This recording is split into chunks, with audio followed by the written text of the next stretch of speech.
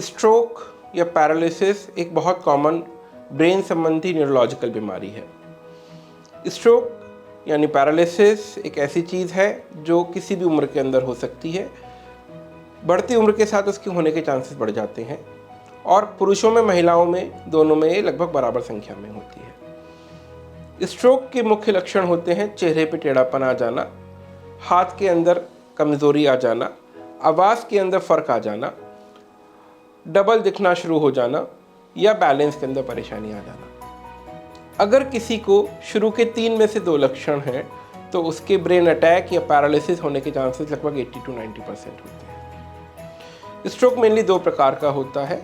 Ischaemic stroke, जिसमें कि brain के एक हिस्से में ब्लड सप्लाई में रुकावट आ जाती है, या हेमरेजिक स्ट्रोक, जिसे हम आम भाषा में ब्रेन के अंदर ब्लीडिंग कहते हैं या ब्रेन में नस फटने की वजह से ब्लीडिंग हो जाती है। दोनों ही प्रकार की बीमारियां न्यूरोलॉजिकल इमरजेंसी हैं और सही समय पे लक्षणों के आधार पे इनको सस्पेक्ट करके ट्रीटमेंट शुरू करके हम जान बचा सकते हैं, डिसेबिलिटी या अपंगता बचा सकते हैं। स्ट्रोक एक मेन कारण है डेथ का और एक सबसे बड़ा कारण है जीवन भर की डिसेबिलिटी का।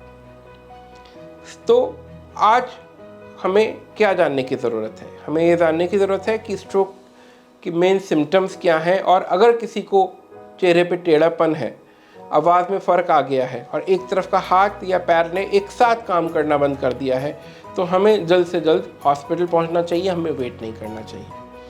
कोई भी हॉस्पिटल जहां पे सीटी स्कैन की, एमआरआई की सुविधा उपलब्ध है, वहां पे हम डायग्नोस कर सकते हैं कि पेशेंट को स्ट्रोक है या नहीं है, और उसके आधार पर हम ट्रीटमेंट शुरू कर सकते हैं। स्ट्रोक होता क्यों है?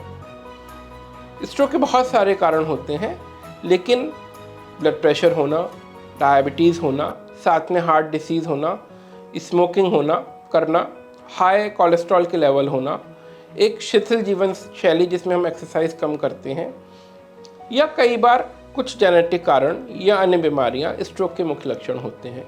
और इनमें बहुत सारी ऐसी चीज़ें हैं जिनको कि हम ठीक कर सकते हैं, जिससे कि हम स्ट्रोक को अवॉइड कर सकते हैं। रेगुलर चेकअप के द्वारा ब्लड प्रेशर की जांच, अगर शुगर है तो शुगर का कंट्रोल, एक अच्छी जीवन शैली, खान पान में इस चीज़ का ध्यान रखना कि हम तेल का सेवन, नमक का सेवन कम कर रहे हैं, हफ्ते में कम से कम 5 दिन की रेगुलर एक्सरसाइज, कुछ ऐसी चीज़ें हैं जिनसे कि हम अपने को स्ट्रोक के रिस्क को कम कर सकते हैं। आज की तारीख में हर 5 में से 1 व्यक्ति स्ट्रोक के रिस्क पे है, जिसको कि जीवन के अंदर स्ट्रोक पड़ने के चांसेस हैं। और अगर हम समय पे इन चीज़ों को मॉडिफाई करते हैं, रिस्क को समझते हैं, तो स्ट्रोक से होने वाले डैमेज को या स्ट्रोक होने को हम रोक सकते हैं। इवन पॉल्यूशन एक ऐसा कारण है जिसका कि अब स्ट्रोक से संबंध ढूंढा जा रहा है। इंडिविजुअल लेवल पे अगर हम प्रयास करें तो शायद हम पॉल्यूशन में जो हमारा कंट्रीब्यूशन है उसको भी कम कर सकते हैं। स्ट्रोक बहुत भयंकर बीमारी है। सही समय पे रिकॉग्निशन, इलाज और लॉन्ग टर्म में इसका ट्रीटमेंट और प्रिवेंशन हमें इसके डैमेज से बचा सकता है। धन्यवाद।